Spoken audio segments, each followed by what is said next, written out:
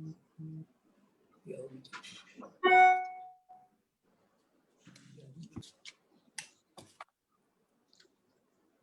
evening.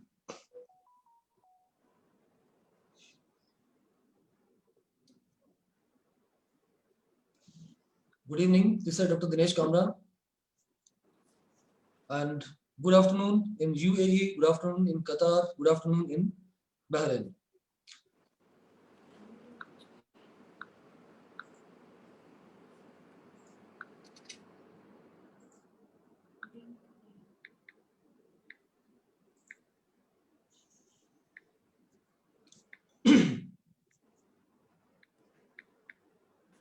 All right. So I welcome you all to this 10th episode of Principles Matter, which we started some 3 months back.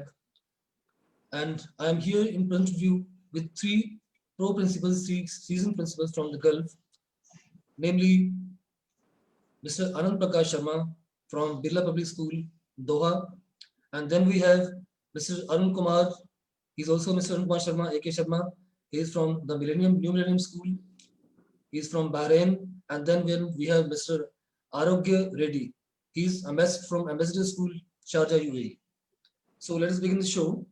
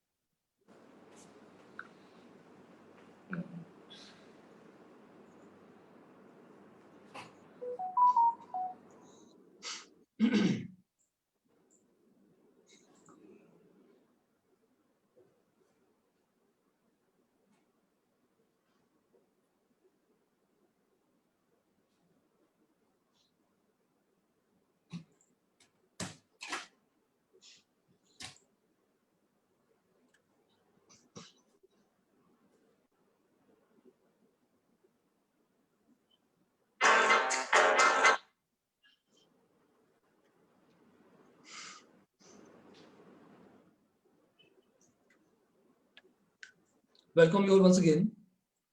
Today we are going to discuss envisioning and revisioning the school, the renewed school, the school after 2 main changes, 2 main differences that this 2020 has brought in school education. This is one, the NEP 2020. There are certainly so many changes which schools will have to bring into the school system. And the other thing which we have is this pandemic. So when the schools reopen, the schools will have to re-envision, revision themselves to match the changes that have happened recently. I welcome our guests today, our speakers today, our experts today. May I know their academic journey, their academic leadership journey from one by one from all of them, beginning with Mr. AP Sharma, Anand Sharma. Will you please, Sharma ji?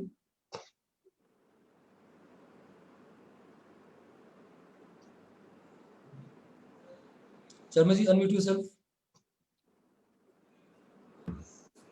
Very good evening to all. Thank you, Dinesh ji. It's a very big forum, and about me, I started my journey as a college assistant professor in Sukhare University, and after that I shifted to Mayo College, Ajmer. There I spent 10 years and then I became principal. I spent 3 years in Jammu, then Jaipur. And the last assignment was in APJ School, New Delhi, where I spent 10 years. So altogether, and in Birla Public School, Doha, presently I'm working for last 3 years. So altogether, I have 30 years experience, in which around 21 years I spent as principal. And of course, I had been the member of various committees in CBSE for examination reforms, for curriculum committee, and for marking schemes.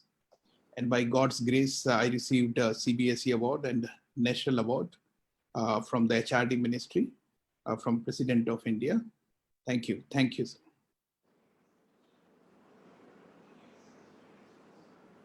Welcome, sir. And we are happy to have an experienced person like you with us today.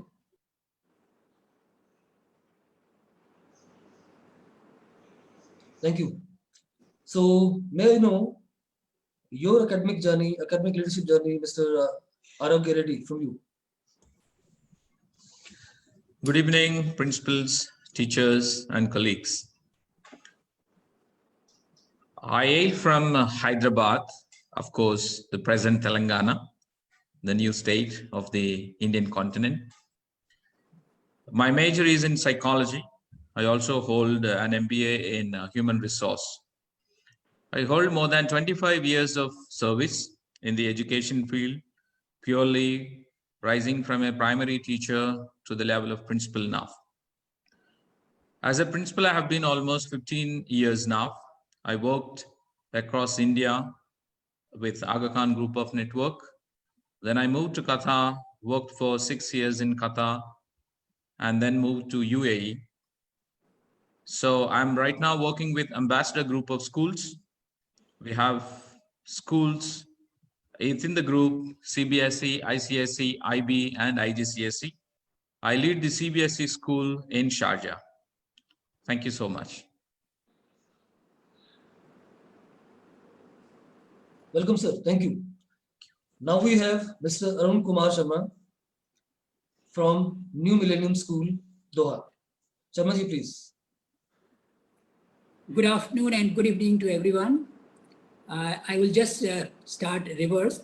I am here in Bahrain from the last 13 years as a principal of New Millennium School, which is the part of Delhi Public School, having over 300 schools all over the world and India, of course. Before coming to Bahrain, I was in DPS Noida for about 10 years. Before that, I was a part of the DAV, and I joined the formal teaching and formal schooling in 1992. Before that, in fact, right from the beginning as a student, I was a teacher because I have been teaching my friends all over. So teaching is my passion, and I'm taking care of the school from the last 13 years. I've been the part of Gulf Council. Both Anandji and Arogiji knows me. I have been the secretary and the chairman of the council in 28th and 29th Principals Conference. So, and the most important thing which I want to be known as that I'm a learner.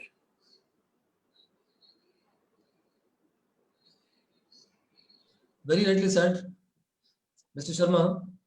Why? Because when you teach, you learn. When you learn, you teach. Right? So Sure.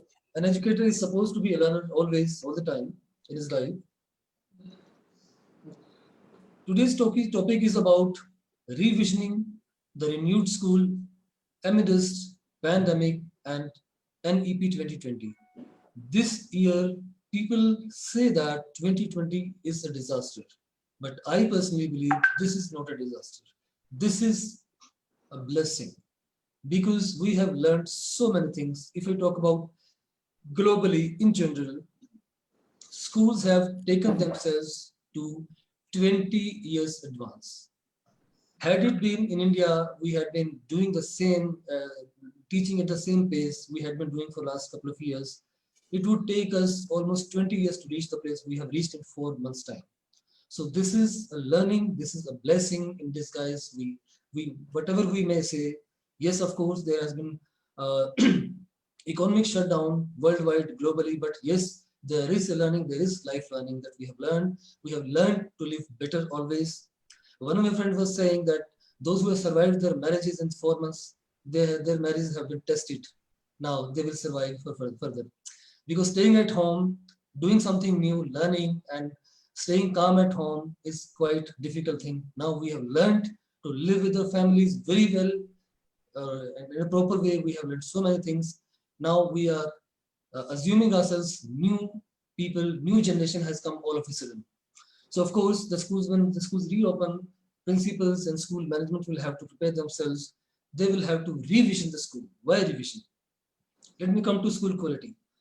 When we talk about school quality in general, you know, the quality experts say that every year before you begin a new session or before you conclude an ongoing session, you have to revisit your vision. You have to review your vision, whether to what extent you have reached your vision. And I, being a school quality expert, whenever I go to school audits, school quality audits, I always say that there must be a school vision review every year before you start a new session in the school. So let us begin a new journey of the school, revisioning. Let us learn how these three experts today have thought of revisioning their schools, because visioning a school is very important exercise to find out where we have to reach in what time. So we're going to listen to learn from the varied experts today, beginning from the very first, the very senior today, Mr. AP Sharma, Mr. Anand Prakash Sharma from Birla School, Doha. Sharma ji, can we begin with you? Thank you very much, Mr. Dinesh. Very correctly, you have said that we have to set our vision. Our brain works on one very important sense, that is what we see. And basically, there are photographic cameras, and Arun Kumarji is from physics, so he knows it better. And the basic idea is that whenever we have to fix up our vision, so in photographic camera, we have to take certain photographs and to feed that particular thing to brain, then it requires changing vision. And every year comes with different challenges. Every situations come with different challenges and different opportunities. Quite sure the pandemic had been a disaster, but yes, it certainly gave certain kind of opportunity. In this terrible time, there was some blessing in disguise also. And one of the blessing in disguise was that teachers, whom I salute, they lived up to the expectation of parents, and parents really, they were very cooperative in adjusting, in acclimatizing to the new situations. Yes, very correctly, Mr. Kamra said that, yes, we actually traveled more than 10 to 15 years. If we talk about journey in terms of two things, one is technology, and second, reaching out to the students with alternate ways and effective manner of education. Here, when we open our school, we have to look up to four things. And what I'm going to do in my school is basically considering continuous education. So people are talking about blended learning, people are talking about hybrid learning. I'm going beyond that, because now technological advancement is such that we have to think beyond also. So what I have done, I have put up cameras in all my classes. I have very big strength of students, around 7,600. So many classes, in all classes, I have put up a camera. And with these cameras, whenever the teacher will be teaching in the class to 1/3 or one half of the students, simultaneously it will be telecasted through that camera and Zoom or whatever app we use to the students who are sitting at home. So there will be continuous education. It will not be like one day one set of students are coming, another day second set of students are coming, then it will take more time. So the speed will be doubled. The second thing will be that we will not be doing evaluations. We will be doing assessments. And these formative assessment will be quite regular so that we can do remediation. So the continuous pedagogy of this pandemic will be continuous formative assessment, where we can diagnose what are the problems, what we have to judge, and how we have to correct it, and then continuous remediation. And the two things which we will use certainly, We will prepare certain kind of videos of teachers who are performing certain kind of practicals. And we will use also some softwares like OLabs, and we will like to simulate two things. One is project-based learning as well as the activities and practicals. So by these four things, we will be able to just bridge some kind of gaps in learning which may occur or which have occurred in the past due to the continuous online education. When we come to the new education policy, I look up to very important thing because I have to change my vision. And last year I changed my vision, but this time I have to change my vision 6 months before the year ends because the challenges are just in front of us. Few things I will certainly do. One thing that is very close to my heart is that Indianizing the education system. I will Indianize the foundation level of students where children like 5 years they are spending in. That is a big great thing which the new education policy has introduced in that Indianization of system. And this Indianization of system, we will pick up those kind of those kind of substances where child is learning outcome based, child is learning certain kind of skills, and content is also Indianized instead of Jack and Jill, instead of Baba Black Sheep. And if you go to the origin of these stories, I conveyed in one of the webinar, and people were really astonished to know. If you will go to that, you will find Baba Black Sheep. The origin is somewhere in the Europe, where through the time of revolution, there were certain kind of taxes, and this was a satire. Jack and Jill again, poem is not Indianized. It was the French Revolution where the King Louis XVI was killed with his wife. So all these people used to think in a different way. We will bring certain kind of names which are Indianized. We will bring Ganesh, Johnny. We will bring certain kind of names, maybe Salman. All those kind of names to which they can relate. And yes, of course, when we talk about foundation education, there will be the most important, the best teachers. And of course, we will be giving them certain kind of outputs where they will observe, and by observation, they can find out certain kind of inferences. We will take them out of the classroom. Out of the classroom, they will try to observe, because we should not kill their instinct of observation and taking inferences. These two things are most important. By that only we will be able to move from knowledge acquisition to knowledge creation. And not only knowledge creation, beyond that, knowledge application, and of course, new knowledge creation. I'm quite sure that by routing this way, there will be certain kind of things. There are so many things in NEP, which I believe that, like vocational education, I want vocational education must start right from KG and 1. I can remember that we used to use takli to make sooth.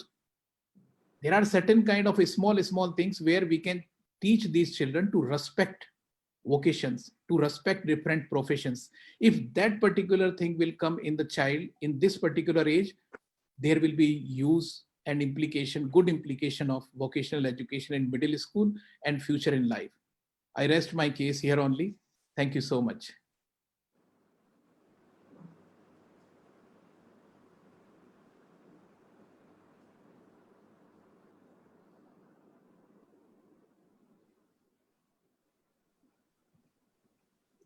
Thank you, Sharma ji.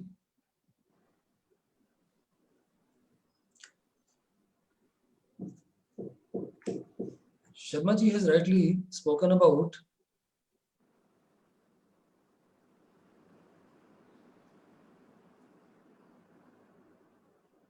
hello. Yeah, you are audible. Yes. I have to check. Sharma ji has spoken about Indianization. This is the right idea, so that when the actual practical education takes place, the children, the learners must be able to relate it to the real time, their real societies, their real communities they live in. I really buy your idea of Indianization of the system of education, right? And all the points that you have made are really relevant and valid as per the context of NEP and this pandemic situation has come. And I would like to move on to the next speaker, Mr. Arun Kumar. Will you please deliberate what you have to say about this? Right, sir. Let me first thank you for the IKS Foundation, and of course you, Dinesh ji, for inviting me for the talk. And I thank you for selecting such a wonderful topic.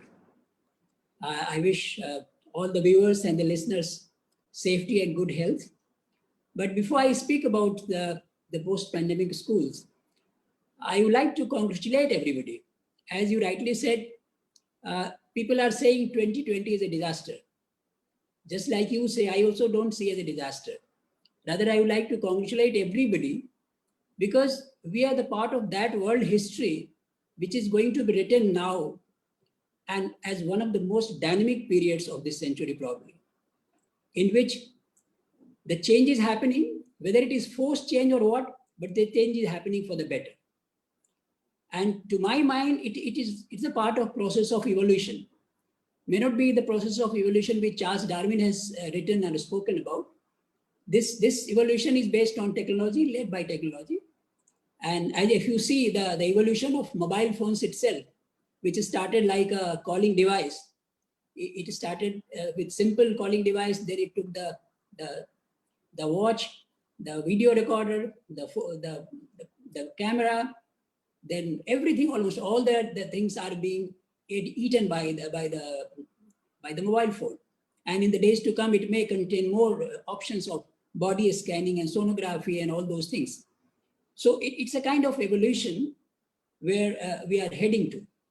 And which I see in future is that maybe what we call it the end game in terms of the children talk about, development or invention of what we call it the super microchip that can be installed anywhere in the body and that can connect or maybe convert your mind waves to trigger those chips that can connect to the satellites and that can give you all the views all over the world. So if you want to see anything anywhere in the world, you just have to think about it. And you may not need Google or maybe Microsoft Team or Zoom for this purpose. You just simply think and it will become available to you. At the same time, I think of the kind of technology which may convert what we call it the energy mass conversion equal to mc square, mass into energy, energy into mass.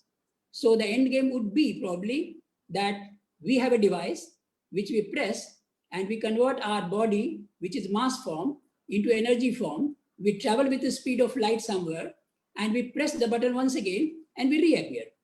These all things are possibilities which are going to happen in the days to come. Now, while all these things, possible things may happen, what has happened today is the lack of preparedness to the effective use of technology in the schools. This has caught all of us napping. All over the world, be it a developed country, be a developing country, all over the world, the lack of preparedness to the effective teaching while using technology, it has been exposed. But the good thing is that the teachers, parents, and students have all lived up to the world, lived up to the expectations of the world, and the learning still continues. Quickly, I think so quickly they adopted, the teachers, they adopted and adapted to the new technology, and they made sure that the children do not suffer. And this is something which is really praiseworthy. And I suppose, as Anandji was saying, that the teachers are the one who has done it. I appreciate the teachers as well as the parents, because parents are also sitting sidewise and they are also monitoring the students. So parent support at home was an essential part of a successful online teaching, which has really happened in the last few months. Like in April, May, and June, we continued online teaching thoroughly. And throughout, we got the support of the parents. And of course, the teachers are the real heroes who adapted and adopted so quickly. Now, as far as envisioning schools after pandemic and NEP 2020, Anandji has already given the kind of things which he is going to do for the schools. I think almost all the schools will be going to continue online teaching. We also have similar things, online projectors, we have camera, everything. So whatever is happening in the class, the children can see at home as well. Assessment tools are available. So these are all technology things which we are going to do. But what I see in future, it will be a multiple change. And multiple changes will be at a structural level, organizational level, operational level. And we cannot draw a comprehensive list at this moment because only the time will tell what actually it's going to be. But if you see in the near future, what will be expected and what is going to happen immediately, which I foresee, is that the learning is going to be independent of time and space. I envision, maybe not now, maybe few years from now, a kind of world web school which will have learnable, comprehensible content, full with simulations, full with virtual labs, in which the children will be able to learn by themselves. So the role of schools as a place of learning will not be the same as it is now. A child may not need to come to school to learn a concept. And accordingly, maybe the timing of the school or the days of the school may be reduced. As a result, the role of the school will change from academic to more of providing a platform for discussion, for applications of the concept learned. I think practicals, projects, physical fitness, counseling, ensuring the mental health, developing age-appropriate life skills and social skills, providing experiential learning. I think all these will become the order of the day. And if you see, both NEP and Pandamic indicates very clearly that more activity centers and more playgrounds will be needed instead of more classrooms. So there will be a major shift. Another thing which I foresee is that learning will shift from academic to holistic. And this will be a forced change. I think many of the progressive schools are already doing it, but this will be the requirement of the time, where schools will not be known by academics itself. It has to be holistic. It has to be experiential, project-based, which can give 360-degree view of the children. And it will help the teachers to assess the children properly and give proper feedback to the parents. Then another thing which I see is the self-learning. I have always maintained a concept: learning cannot be outsourced. It can happen only by the self. So I believe this is the time that the whole world will realize that self-learning, peer learning, flip learning, blended learning, this is going to be the future, where children have to take initiative. They have to be the beginners, they have to be the initiators in learning, and then of course, the others will be the support system. Yet another thing which I foresee, and in fact, this is an experience, not foreseeing, it is just an experience. When we started online classes in the month of April, the teachers who were teaching in the class, parents were sitting at home by side. And we were very happy because many a times we saw the feedback coming to the teachers immediately in the evening. Of course, during the class, we requested the parents that they were very sensitive enough not to interfere during the class, but by evening, they got back to the teacher. And it was such a nice system in which we always talk about parent, teacher, student complex. This online teaching has provided that platform where parent, teacher, and students are together. So every day the parent is knowing what is happening in the school. Every day parent is ensuring that whatever topic of flip learning is given to the students is being done by the students. And it makes teachers more accountable. It makes parents more responsible. It makes students more responsible. So this is what we have already seen. It's not the question of envisioning. It has already happened. Then another thing which I see is that, as NEP also talks about, and it will be the kind of the sharing of best practices and the resources. I think no school will be able to survive in isolation. It is very clear, because the resources are not an issue now. As I shared, I envision a world web school where there will not be any dearth of the content which is required for the students. So nobody would be in a position to live in isolation. And it will be a kind of shared responsibility, sharing of resources and the best teachers, so that best of the teachers, best of the resources are available to all the students all over the world. And I always maintain, I give an example. If I have 1 rupee, you have 1 rupee. If I give 1 rupee to you and you give me 1 rupee, your 1 rupee to me, we both have 1 rupee self.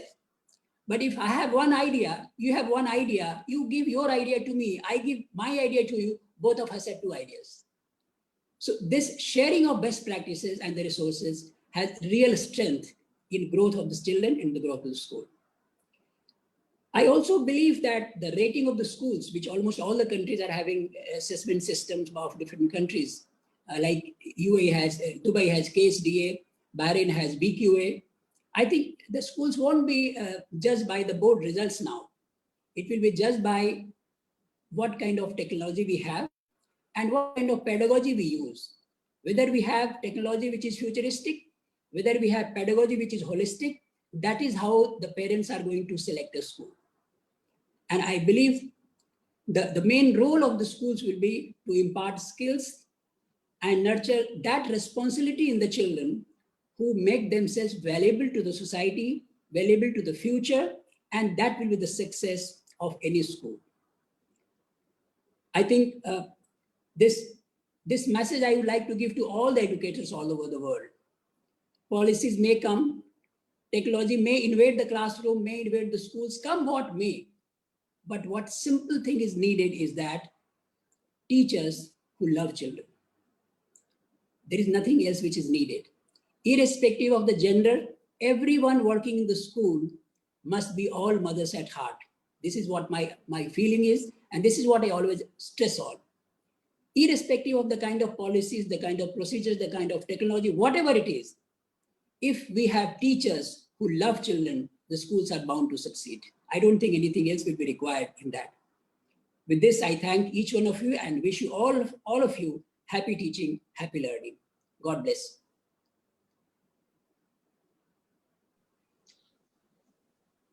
What a great deliberation, Sharma ji. Thank you, sir. I buy most of your points. You have made a statement, learning cannot be outsourced. I Yes, buy sir. this point. I really like this point. I'm going to use this quotation whenever I go for any teacher's training, any principal's training, any Thank you. leadership Thank training. you. Afterwards, I have bought your point with respect. I'm going to use it with reference. I'll be taking your reference that I have learned from you. Always, always welcome, sir. Always welcome. Right, Ideas sir. must be shared. And when you learn from something from somebody and you quote it somewhere, you must take reference of the person. You must quote the person's name, and I'll do that. Thank you, sir. So nice. Thank you. And also, you have mentioned about continuing with the virtual learning. Yes, yes. We all have progressed. We have all have learned a lot. Our teachers have become tech guys now, and it will be very good sign if we continue with 50% of, even if the schools reopen with the full strength, we must continue most of our work virtually, because if you teach virtually, it is recorded, it stays for the long time. You can revise the recording anytime, you can reinforce the learning anytime you want, right? It is going to be a good sign that if you continue with the learning teaching virtually, even after the schools reopen full time. Also, you have mentioned one more thing which I really liked it. This parent teacher complexes, we have really practiced it, right? Whenever a child is being taught virtually, not only the child, the whole family is being taught. Yes. The whole family is learning. Yes. See, I remember one of the incidences. One of my friends, when I called him during the lockdown time in India, some 1.5 months back, and I was talking to him, and there was some sound was there at home. I just asked him, what is happening here? Are there so many people even during lockdown here at your home? This guy says, no, Dinesh, this is not that. My family is having a Zoom meeting with the whole family tree. Around 60 people are having the Zoom meeting today. So this is a great learning. Even the grown-ups, even the old people at home, those who used to say that, yes, I'm only a technological migrant, I cannot learn these things so fast, but everybody has learned, of course. And then you, Mr. Sharma, talked about mental health. You talked about holistic education. This is my pet keyword. Holistic education is required, and you have really quoted very well. And you talked about blended learning. You talked about self-paced or self-learning. This is one of the best things I have liked from your deliberation, apart from what others best we have talked about. So self-learning must be a habit. You never know what kind of hurdles, what kind of pandemics in future may come. We need to learn from the real thing now, that yes, we need to be able to learn ourselves through videos, through internet, virtually, even if sometimes not available. We need to learn how to do self-learning. So self-paced learning, self-learning, experiential learning, blended learning, so many things you have talked about. I really impressed. And again, I must say, one key phrase that you have spoken about is, one statement that you have spoken about is, learning cannot be outsourced. I like it. Thank you. Thank you. So moving ahead, our next expert. Before that, may I request all the teachers, all the educators, all the principals, all the parents who are watching us from our main Facebook page, World Educators Network. If you're not watching us through the main page, please come to Facebook and search our page, main page, or maybe through the links, do come to the main page, World Educators Network there. And from the main page, you can ask any question related to the topic, revisioning or envisioning the school amidst pandemic, amidst NEP20, because schools are going to be reopened. And when the schools reopen, academic leaders must go and revisit the vision of the school, because vision is a long-term goal of the school, which must be reviewed every year rather. Now, this is a time when two major things have happened, two major changes have come to the education industry, to the whole society.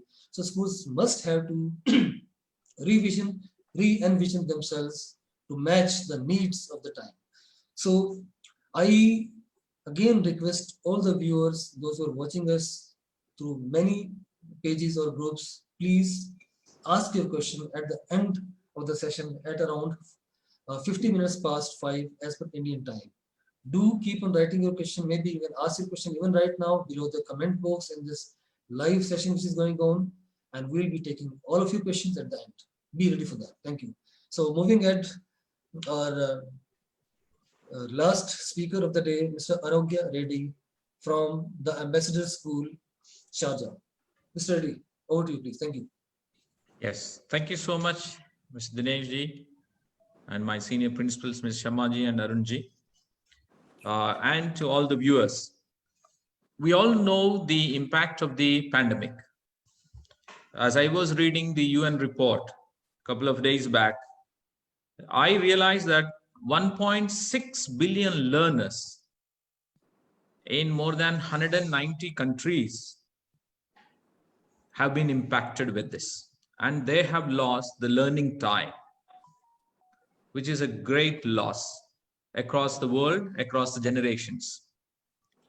And it's also stated that 94% of the world's students' population is hit. And the highest peak has been in the months of April and May. So, and we are no exception to this. And as we talk, it's amidst the pandemic. We are neither pre-COVID nor post-COVID, because we are still to enter into the second phase of the pandemic, or the second wave of the pandemic. And eventually there is going to be a third wave as well. So we're very much amidst. And I think the vision of the school, the vision of every person is very, very, very important now, because nothing is clear. It's unprecedented, uncertain. So my first vision would be to look at the agility of the planning. Because whatever I plan today will have to be changed maybe by tomorrow. It's because of the disruption. It's because of the compliance. It also could be because of the regulatory authorities who guide us. So the school leadership, the school teachers, the parents, and the student should be willing to change, willing to adapt immediately, and which has been proven successful in the Gulf so far. Across the Gulf, we have been delivering online lessons since April. And it was a sudden change. Hardly a week we got to shift. And we must salute the frontliners, the teachers, who adapted to this blended learning, who immediately moved on, who equipped themselves with the technology requirements. And we proved to the whole world that classroom is no more the four walls. We went beyond the walls of the classroom. And I know some of my students who attended from India, some from Pakistan, some from Sri Lanka as well. And I know some of the international curriculum schools who were in different time zones. So every school had to adapt to those changes because of the time zones. Some were synchronous, some went asynchronous. And teachers were ready to listen to the students. And parents also helped us I mean, both my colleagues spoke about it, so I will not go much into that aspect as well. But the other aspect is the self-pacing of the children. Because it was synchronous and asynchronous, there is an intrinsic motivation which the child has to have. It's not like the child is going to sit in the classroom and the teacher is after him. So that phase has changed. So the pandemic has brought another blessing in disguise. And if I can quote the Sanskrit sloka, Acharya Padamadithe Padam Sishya Swamedhaya Padam Sad Brahmacharicha Padam Kala Kramenecha. So here education is compared to 4 stages. The first is only from the Guru. The second is from the time itself in the due course. And then the third is Sada Brahmachari, which is the peer. The peers also will teach us. And then the next is by the student himself or herself. So I think this pandemic has pushed everybody into that.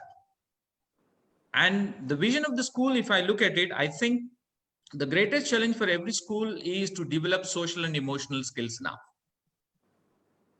And that is a greater challenge because those conflict resolutions, we are not able to resolve in the classroom now.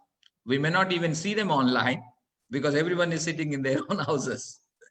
So the social skills and the emotional skills, how do we develop? How do we take care of the well-being of the students is critical. And the well-being of the staff as well. Because I do understand some of my colleagues who shared in the initial weeks, as they teach, the parent, the siblings, the elder ones of the family are watching him or her. And there is a certain phobia among the teachers that I am being observed and I may have to face it. So that mental stress has been immense in the initial stages.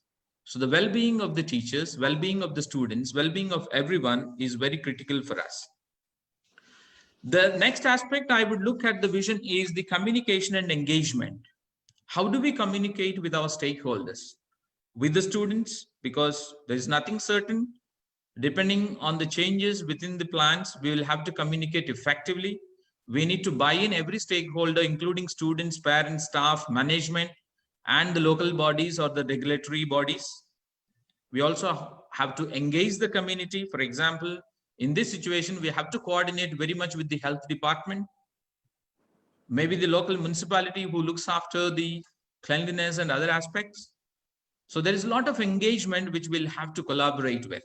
So the no school can be in isolation now. School is very much part of the society and society is very much part of the school. So we have to bring the society into school. So that is another change that I would look at it. And the third or the fourth, if I call it, is the resource management, which comes to equity and inclusion. Now I can recall in the initial days when we started in April, there are families who had 3-4 siblings and they did not have enough of devices or they did not have enough of rooms that they could spare for each child to have a privacy during the lesson time. Now, equity and access is critical. Of course, there are managements, and I must salute my management, who lent a lot of our desktops and tabs to the students who could not afford. So that is the resource management we are looking at it. Now, every school may not be in a position to look at it, but I think there should be those generous helping hands who should lend hands at this time and embrace everyone. The next I would also look at is capacities of risk management. We need to build capacities because we do not know what we are going to head with, and we need to build. The line of leadership has to be cascaded and we need to build those. And there should be a lot of leadership and coordination within the risk management teams as well. If we reimagine education, we also need to support the teacher's profession. I know there are many teachers who have been impacted with this pandemic. There are many support teachers who have been asked to go on unpaid leave, who have been terminated, who have been asked to discontinue. And I think every school should support, and that is the vision of the leadership, that we have to support teachers and we have to support them by training them. everyone is not equipped with technology. And we know those digital gaps are across the world. So I think every teacher has to be equipped to deliver. As Arun sir said and Sharma said, blended learning is the only option. Yes, but I think our teachers also should be equipped to deliver those. And the next aspect I would look at is the safeguarding aspect, which is again very much of a concern for me, because we know that there are so many malicious websites where the children could be exposed when we go with online learnings. Now, some of the Gulf countries have a stringent measure of firewalls and they block a lot of websites. But I'm sure in the Indian context or the other low-income countries, that's not the case. So there is a danger of being exposed to different things. And there is also the barrier of connectivity. Now, there are many countries where only radios could be used. Even in India, I know some parts of the world or some states where only radio was used. We have read in WhatsApp, I know, and we watched a lot of videos on WhatsApp, where a headmaster of a village has broadcasted all the lessons to the radios and the loudspeakers set up on the streets. So I think connectivity also is a problem for all of us. And I think the last one I would say is that strengthen the articulation and the flexibility across levels and across the types of education and training. So training and empowerment of all stakeholders is critical as we move into new education policy or as we move or struggle in this pandemic. So I would say that this pandemic has set the clock back on attainment of international educational goals. And if you look at the PISA results and the report, they say that this generation will have 71% of backlogs by the time they reach grade 10 because of the loss of time that they have during this pandemic. So I think we need to downward spiral, and also there is unlimited drive and untapped resources everywhere. We can count on for the restoration, not only of the education, but also in essential services. And I think the pandemic has given us that understanding that we need to be together. We need to be more realistic, because in the last 6 months or so, maybe some of us have spent all our savings. Maybe some of us have spent all our bank balances. Maybe some of us have mortgaged some of our assets, but it's not finished yet. We are only in the second wave and possibly a third wave, and we are going to hit hard. So I think we need to be prepared, and every school has to be self-sufficient. And the resources have to be replenished. And I think it should be a joint effort of the investor, the government, the stakeholders, especially the parents, who are also badly hit with the finances. So I think it's more than making money or spending on luxuries. It should be sustainability. And every school should look at the vision of sustainability, support each other's learning, than deprive any child or any stakeholder from learning. Thank you so much.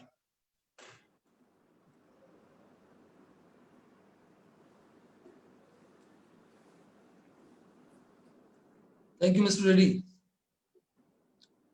Thank you. Wonderfully explained, wonderfully deliberated. I would like to summarize what you have said for the larger viewership. Mr. Reddy, one of the best things I liked from your speech is you have spoken about resource management. This is the best thing I have heard from, apart from other things I have learned from you, is you people have managed your resources and learned to manage your resources even by providing devices to those who could not afford. This is the best thing I have learned from you. And this is also, humanitarian grounds also, it is very important. to have this kind of thing. Then you have spoken about resource management, then you have spoken about risk management, then you have spoken about teachers training and enriching the teachers, because this time we can spare time when they are really supposed to come to the school, spending so much time, maybe 2 to 4 hours every day, logistics and getting tired and getting rest at home, then half of your day, 70% of the day has gone. When you do all these things remotely at your home comfort, it is possible that you can enrich yourself, you can do upgradation of qualification, upgradation of your knowledge, you can do that. It is really very good time if looking at these things. One of my principal friends was yesterday telling me that when I asked my teacher to move the camera a little while she was taking virtual classes, and she was giving food to her 1-year-old child alongside teaching.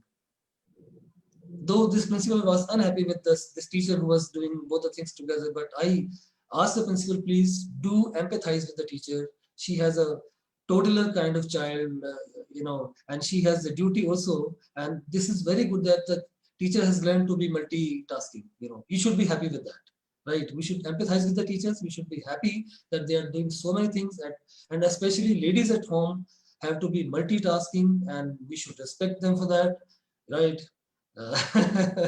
Okay, so this is a good thing that making teachers more competent, more trained, more resourceful is really very important for us as due to the school to make this happen. And some schools are doing it. Some schools are really appreciating the teachers. Some schools are really not doing that because they are, despite they are getting full salary, full payments, full fee, but still they are paying 50% to the teachers. This is really not good.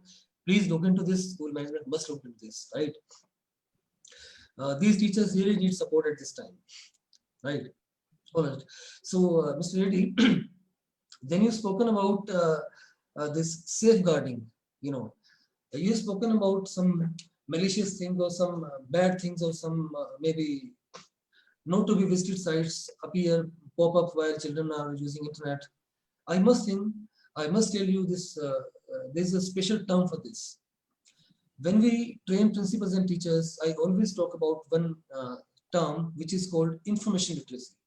We should always go for information literacy orientation or training for all of us stakeholders. Earlier, I used to say it should be for teachers and students. Now, I say that there should be a detailed training on this, maybe repeated every fortnight or maybe every month for all the stakeholders. There should be a webinar.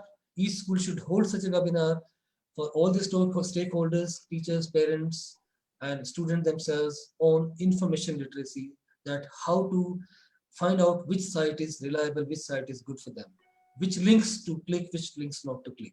So this is, I think, I strongly suggest all the school leaders, all the teachers and all the principals of the school management, please go for training of your teachers, students and parents, all the stakeholders together to find out what is good for them, what is not good for them. This is called information literacy. This must be given to the stakeholders at this time. Now, may I request now the people who are watching us from different pages and channels, please start asking your questions. Some of the questions which I would like to ask from all of you, all three of you, will you please tell, because we are talking about revisioning and envisioning the renewed school today. Because we as of now, if we talk about pandemic, we cannot talk about post-pandemic as of now. Underlined. Most of the webinars are talking about post-pandemic. Post-pandemic has post-COVID has not come. Even the new normal is yet to come. You never know what is going to happen.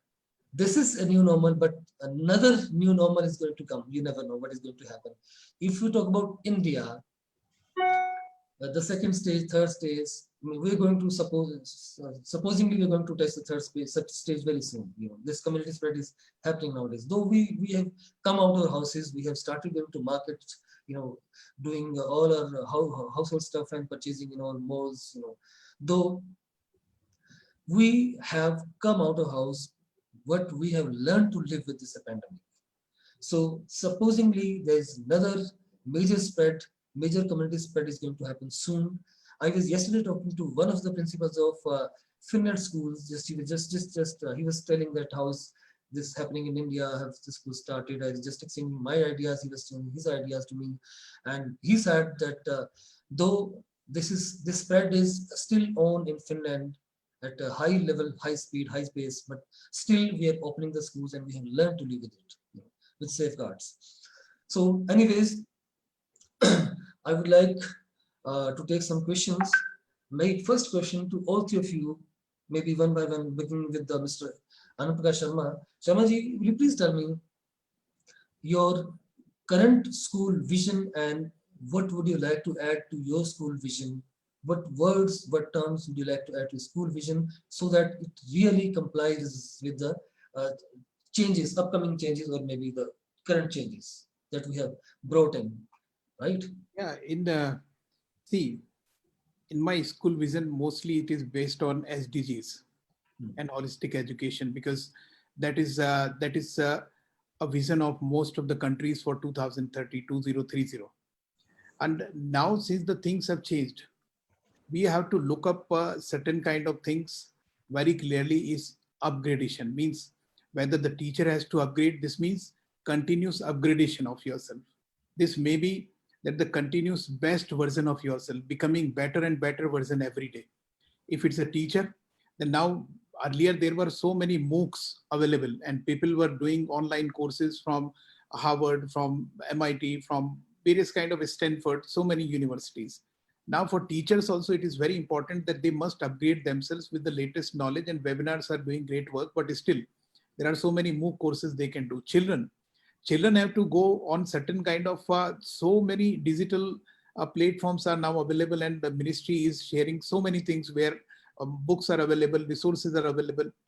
Third thing is parents also. Now this is the time when we have to educate parent also, because parents was doing self-learning, and there is a big generation gap where the parent has also to learn. First of all, learn to learn. When they will, then they can just match with their child space, their ward space, and of course, this upgradation at all level, improvement of all level, will certainly help.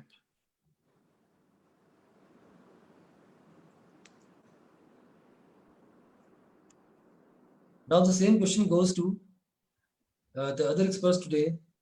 Uh, Mr. Arun Kumar Sharma ji, will you please tell your school vision, this current vision, and the new vision which you are going to, maybe you have not thought of, but yes, of course, there should be some wave of thinking. There should be some thread in the mind that yes, this is going to be added to the vision, because vision is not a, it's not a practice which you do alone. It has to be done in collaboration with the stakeholders. Of course, you have to take a meeting, you have to take opinions of your stakeholders, your parents, your SMC representatives, your management, maybe a few teachers, maybe a few alumni, maybe a few students also.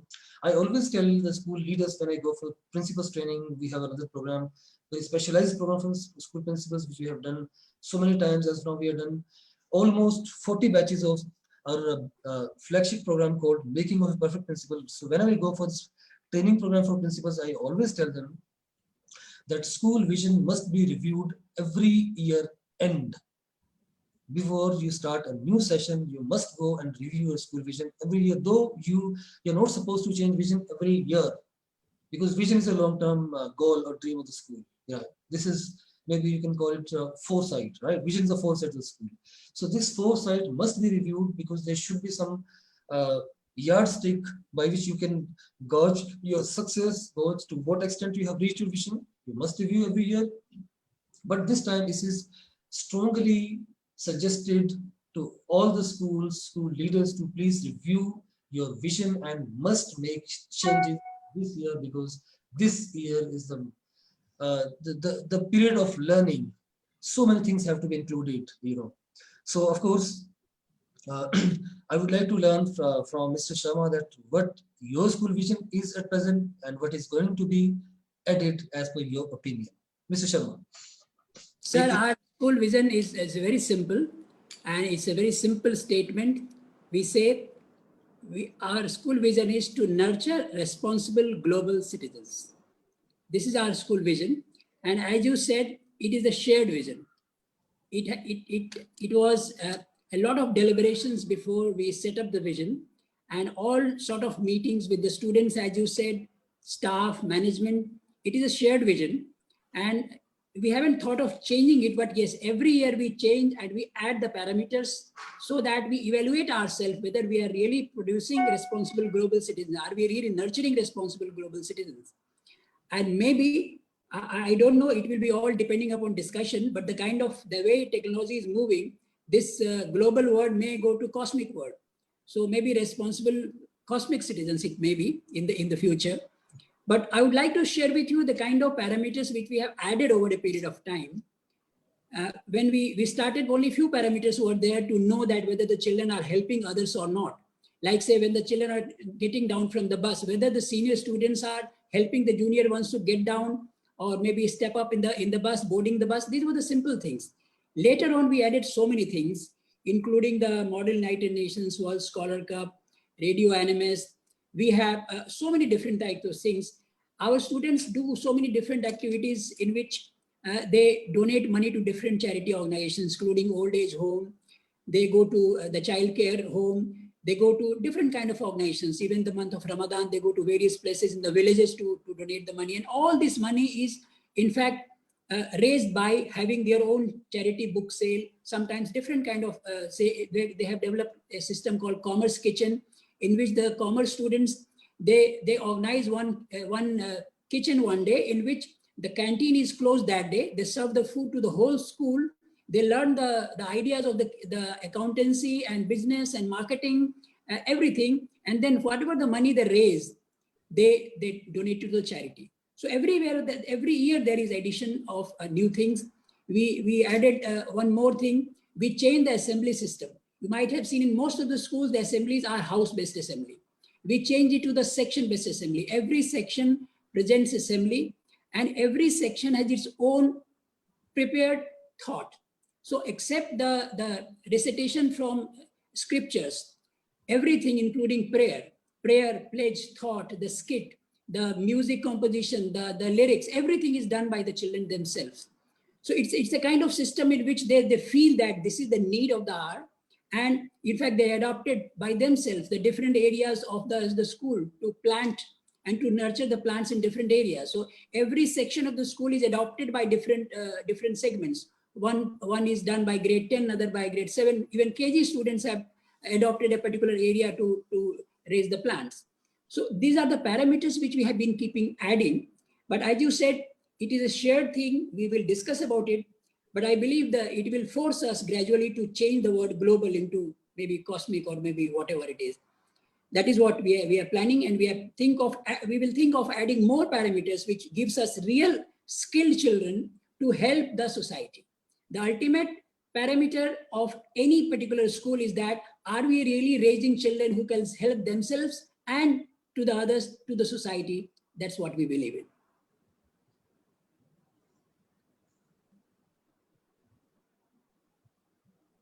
So another thing that I've learned is Commerce Kitchen. What an idea, Sarji. What an idea, Sarji. Great. The same idea, about teaching values to children, one of the schools of South India, where I was taking principals workshop some 3-4 years back, I don't remember exactly when it was.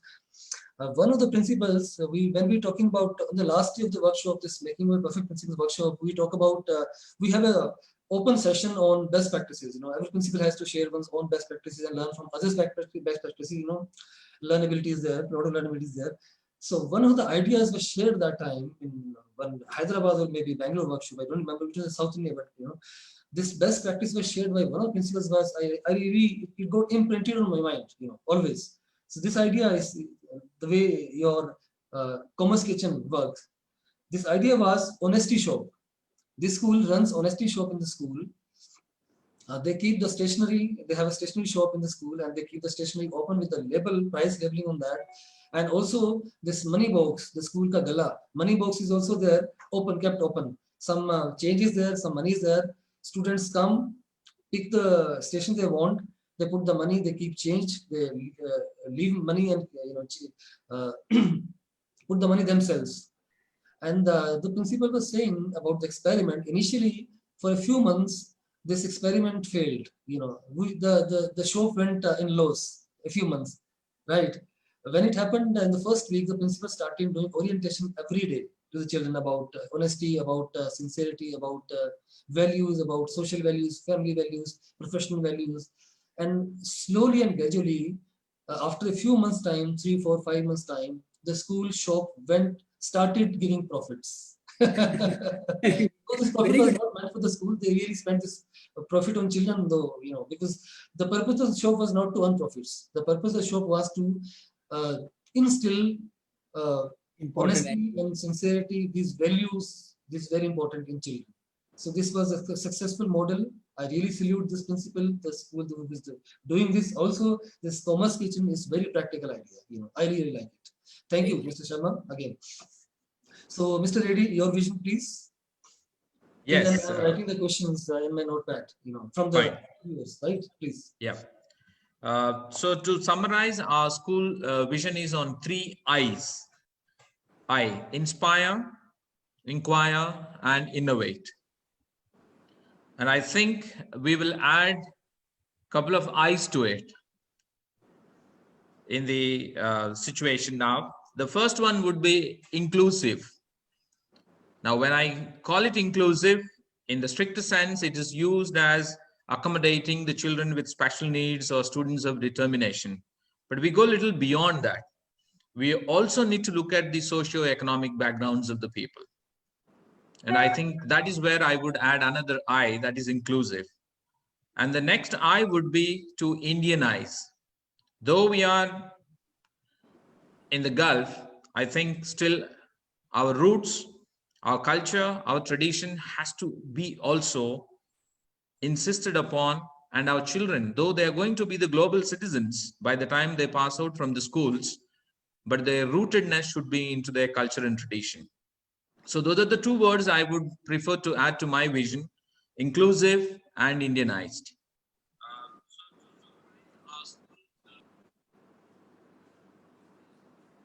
Right, sir. Thank you, Mr. Reddy. So this is the time when we should take some relevant questions from the people who are watching. There are so many questions, but yes, I have noted down a few which are very relevant, very important questions. One of the questions which is asked by, let me take the name first. And Mr. Reddy, your Sanskrit quotation is liked by so many people in the comment boxes. I can see that they have liked it.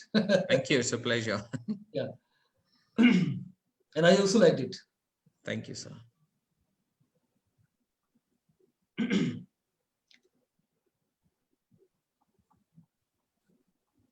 So by the way, NEP also insists on Sanskrit. So I Yes. think all of us have to go back to the roots. Correct, sir, correct. There is a viewer who is a principal of a school, Mrs. Kalpana Latter. She's asking a question: how can that intrinsic motivation be maintained? Whosoever of you can answer this, please continue. Yeah. See, instant that motivation comes from, most of the time, there should be a quality of a teacher that they try to appreciate and they try to look for the appreciation. There will be many children in class. There are few high flyers, but there are few who are not high flyers, and they look for certain kind of appreciation, and their rate of improvement is more than the rate of high flyers. And this particular kind of appreciation, which sometimes child does not deserve, even that looking at some kind of hope that this particular appreciation will certainly improve the child. And then certain kind of quotes, certain kind of comments are there for which teacher, for which students always looking from a particular teacher, that if I will get this remark, I will do that. And this intrinsic thing will certainly inspire every student to work hard and to look for that appreciation. That appreciation should not be very easy also. But yes, teacher should look how she or he can appreciate each and every child on certain kind of parameters or qualities which a particular child in the class is actually having.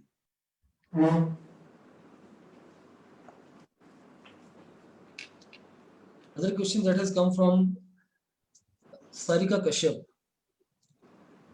He's asking this question: how can school maintain sustainability?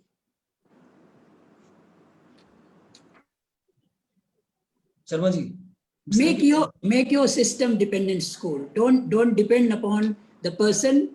Make a school which is system dependent. So you better prepare a kind of lesson plan which you can give to your teachers when they join. Give them proper training. So anybody leaving the school, it doesn't matter if the person has gone. The system is already set.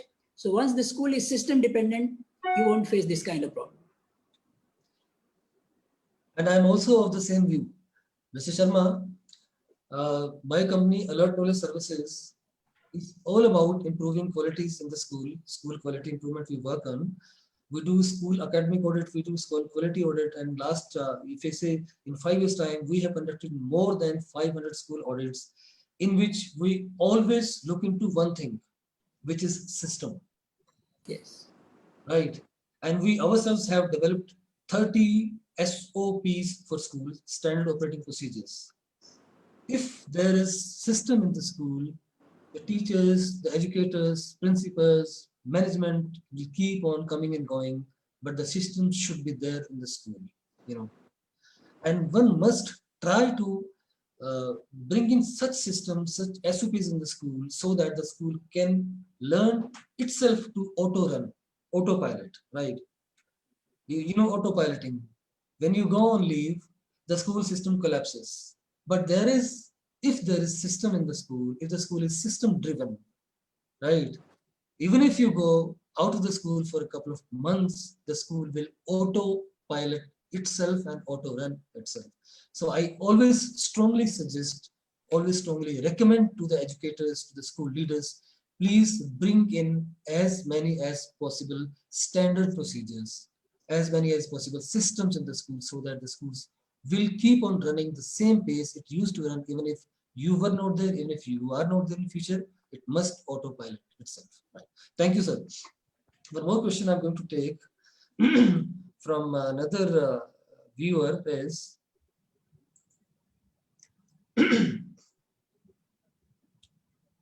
as Mr. Reddy, you were talking about, I just all of a sudden reminded of one term that you used is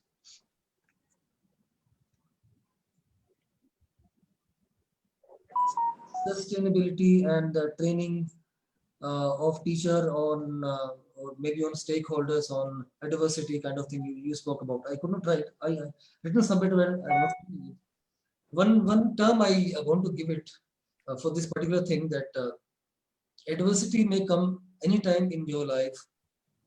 Prepare your children to auto depend on them own selves, self-dependence and auto dependence, so that if adversity comes to their life even, and this is one of the life skills which must be taught at any age, beginning from the very first pre-primaries and primaries.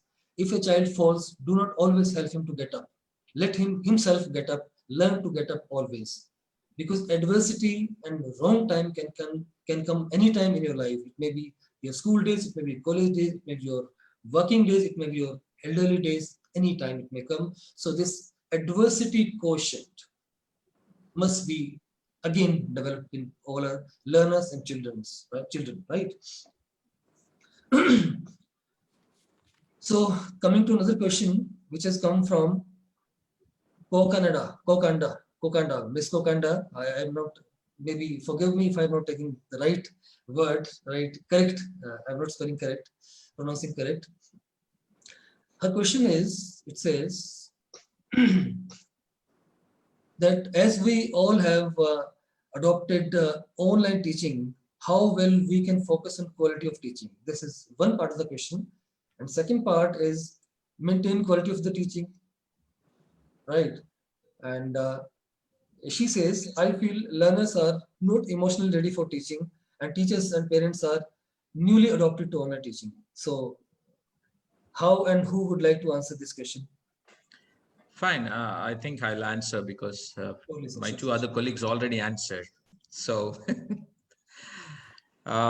see, now, when we move into the online learning or the blended learning, if we think that we can replicate the regular traditional classroom on online teaching, I think we have gone astray from the first now. Because online learning cannot be a replica of the physical classroom. So we need to vision or envision new technologies where the teacher is adapting to the technologies. At the same time, the child also should be manipulating on the technologies.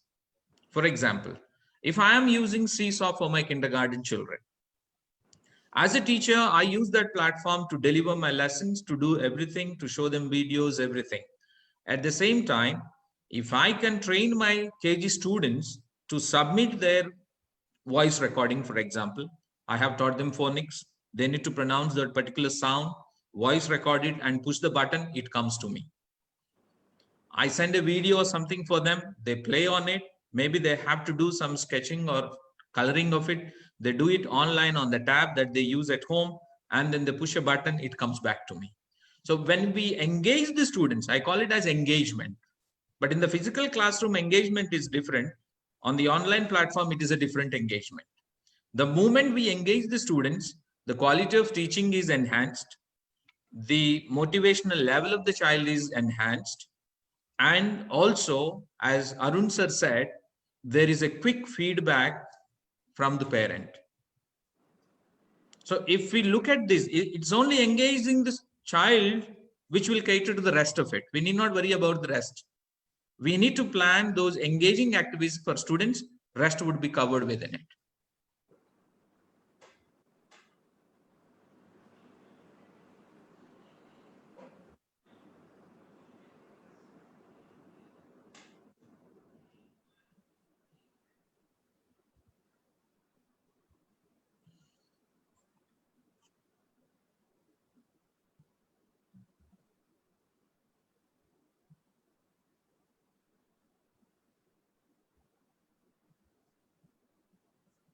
So, Mr. Reddy, thank you. Thank you, sir. Welcome. There are a few more questions which we could take, but yes, due to scarcity of time, we had the session for 1 hour 60 minutes. But yes, we are gone now 77 minutes. I think we should conclude the session. Before that, I want to make an announcement with all of you, because most of the teachers are there who are watching this session, right? I would like to tell all of the teachers that we have been running an award for the school teachers called Global Teacher Award, which we started in 2018, awarding 500 teachers from nearly 38 countries. But this year, this is going to be the third edition of the same, because when we went for the second edition, it was 2019, in which we awarded 500 teachers from 73 countries. So this 2020, we have already opened our nominations for Global Teacher Award 2020 as of now, in which we have got nominations from nearly 110 countries. So everybody, those who are really doing good job in their teaching, must go for this appreciation. This is appreciation of your good work. I've shared my screen and opened this website for you. This website is AKS Education Award, AKS Awards/GTA. So our main site is aksawards.com, and if you put slash and GTA, you really directly go to Global Teacher Award website. This is the most respectable award in this world, on the globe now. Please go for it if you really want to showcase your work. This is going to be very big this year. 110 countries, educators have already applied for it. Go for it. I really urge everyone, because I really respect the ones who do their best to educate their learners. So please go for it if you are looking for recognition, global recognition in teaching. Thank you. And I would like to thank all the viewers on different pages, on different groups, where you are watching us live for this program. And this session has been so enriching, and I want to thank my experts, my guests today, Mr. Sharma, Mr. A.P. Sharma, and then we had Mr. A.K. Sharma, then we had Mr. Reddy. You have all three A's. Oh, oh. All three. Yes, yes. So thank you once again, all the viewers. And I would like to apologize because we could not do this today's episode 10. We were supposed to do the last week due to some pre-engagements, some very urgent work. I could not do this session last Saturday, and next Saturday it is surely going to happen. Please be with us at the same page, World Educators Network, which is a network of teachers, nearly 3,000 teachers, educators, and principals from 100 plus countries. Please like this page. Please join the group with the name of World Educators Network and be with us next Saturday again with some very talented, very energetic, very focused principals, school leaders again. Thank you. Signing off from this session. Thank you, Mr. Reddy. Thank you so much, sir. Thank you. you, everyone. Thank you, sir. Thank you so much. A.P. Sharma. Thank you, Mr. A.K. Sharma. Thank you. Thank you, sir. Thank Good you. night. See you. Thank you. Thank you, sir. Thank you.